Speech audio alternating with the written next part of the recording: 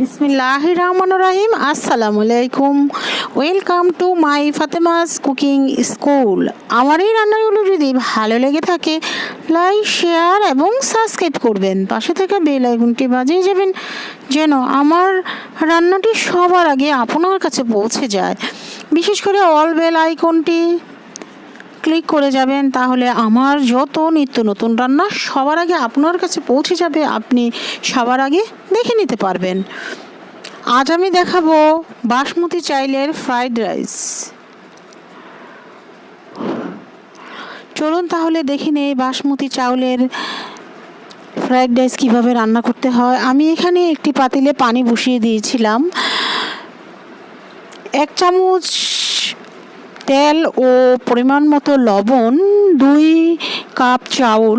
দেখুন আমার চাউলটি কত ঝরঝরে হয়েছে, মানে ইনস্ট্যান্ট, সাথে সাথে খুব সহজে দ্রুত কিভাবে বাসমতি চাউলের ফ্রাইড রাইস রান্না করা যায় সেটাই আমি আজ দেখাবো।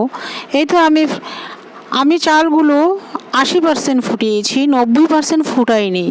80% ফুটিয়ে একটি ছিদ্র স্ট্রেনারের মধ্যে রেখে আমি ফ্যানের নিচে রেখে দিয়েছিলাম। তার মাঝখানে আমি এসে দুবার শুধু চামচ দিয়ে নেড়ে দিয়েছিলাম, আর আমি কিছুই করিনি।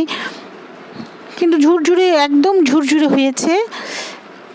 তার কারণ হচ্ছে আমি 80% সেদ্ধ করেছি, আর বাকিটা চাউলের গরমে সেদ্ধ হয়ে ঝুরঝুরে হয়ে আছে, আর বাতাসে ঠান্ডা হয়ে গেছে। 2বার নেড়ে দিয়েছি, খুব সুন্দরভাবে চাউলটা ঝুরঝুরে হয়েছে। এখানে আমি ব্রোকলি ও বরবটি আর ফুলকপি ফ্রোজেন করে রেখেছিলাম, সেগুলো আমি বের করে ধুয়ে তেলের মধ্যে ভেজে নিচ্ছি হালকা লবণ দিয়ে। খুবই ভালোভাবে ভেজে নিচ্ছি। আমার এক সাইডে ভাজা হচ্ছে, আরেক সাইডে আমি মুরগির মাংস ম্যারিনেট করে নিচ্ছি। আমি এখানে আজ বিফ বলও দেব। আমি বিফ বলগুলো ভেজে নিয়েছি। এখানে আদা রসুনের পেস্ট 1 টিস্পুন দিয়ে নিয়েছি। 1 টেবিল স্পুন টমেটো সস দিয়ে নিয়েছি। টমেটো সসটি আমার নিজস্ব করা, এবং চিলি ফ্লেক্স দিয়ে নিয়েছি। চিলি ফ্লেক্সটিও আমারই নিজস্ব করা।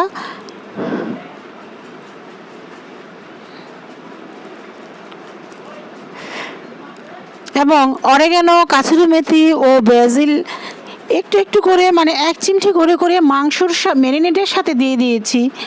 এভাবে করে খেয়ে দেখবেন কতটা মজা হয় এই 3টে উপকরণের কারণে।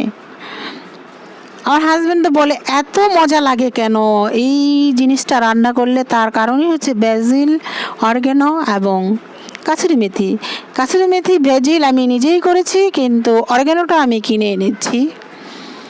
এটা আমি মাংসগুলো ভেজে এক সাইডে রেখে ডিম ফেটে একটু একটু করে ডিমটা ঢেলেছি আর নেড়েছি, ঝুরঝুরে হয়ে গেছে। এতে করে এখন আমি একসাথে মাংস ও ডিম মিশিয়ে নিয়েছি। এতে করে ডিমের মধ্যে মাংসের ফ্লেভারটা চলে যাবে, আর মাংসের মধ্যে ডিমের ফ্লেভারটা চলে আসবে। এই জন্য আমি মাংসটা উঠাইনি, সাইডেই রেখে দিয়েছি।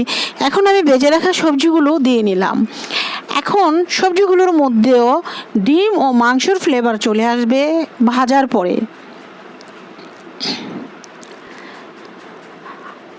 অস্বাভাবিক মজার ছিল, বিশ্বাস করবেন কিনা জানি না। এখানে আমি গোলমরিচ, 2 রকমের গোলমরিচ ক্রাশ করে দিচ্ছি। গোলমরিচটা দিলে একদম ফ্লেভারটা সুন্দর আসে। দেখুন আমার চালগুলো দেখিয়ে দিলাম একদম ঝুরঝুরে, সাথে সাথে স্ট্যান্ড তৈরি করে আমি শুধু সবজিটা মাখা পর্যন্ত রেখেছি ফ্যানের নিচে, আর 2বার নেড়ে দিয়ে আসছে, আর কিছুই করিনি। আবারও বলে দিলাম 80% সিদ্ধ করেছি শুধু ঝুরঝুরে থাকার জন্য। এটা আমি ফ্রাইড রাইসের চালগুলো দিয়ে নিয়েছি।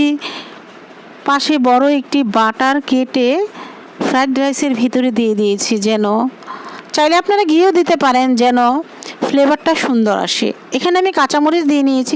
চাইলে সম্পূর্ণটা বাটার বা ঘি দিয়ে রান্না করতে পারেন, তাহলে আরও মজা হবে, কিন্তু আমি সম্পূর্ণটা বাটার বা ঘি দিয়ে রান্না করিনি।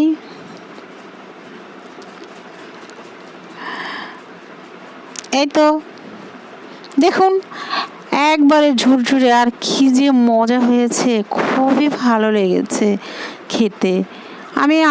তখন আমি অল্প দিয়েছিলাম, আমি আবারও 2 রকমের কালো ও সাদা গোলমরিচ ক্রাশ করে দিয়ে নিচ্ছি।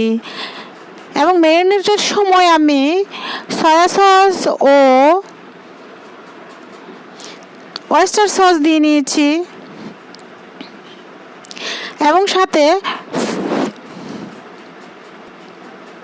দিয়ে মাখিয়ে ম্যারিনেট করে নিয়েছি।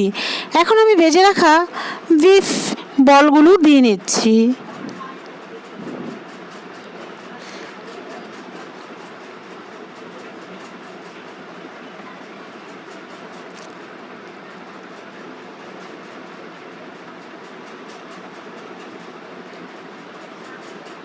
এই তো দেখুন অনেক সুন্দর হয়েছে।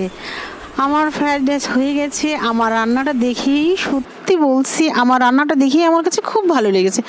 এত ঝুরঝুরে আর এত মজাদার সুন্দর হয়েছে, খুব ভালো লেগেছে। সবাই একবার ট্রাই করে দেখবেন। যদি কেউ রান্না করে থাকেন আমার এই রান্নাগুলো, তাহলে ফাতেমাস কুকিং স্কুল পেজে ছবি উঠিয়ে পাঠাবেন, আমার কাছে ভালো লাগবে। আর সুন্দর সুন্দর কমেন্ট তো করেনি, সেই কমেন্টগুলোও আমার কাছে খুব ভালো লাগে। আরও ভিডিও দেওয়ার ইচ্ছেও স্বাদ জাগে। এই তো দেখুন আমি এখন খেতে বসেছি, খাচ্ছি। একদম ঝুরঝুরে ও সুন্দর হয়েছেন। সবাই ভালো থাকবেন। আসসালামু আলাইকুম। সবাই সবার জন্য দোয়া করবেন, আমিও সবার জন্য দোয়া করব। আল্লাহ হাফেজ।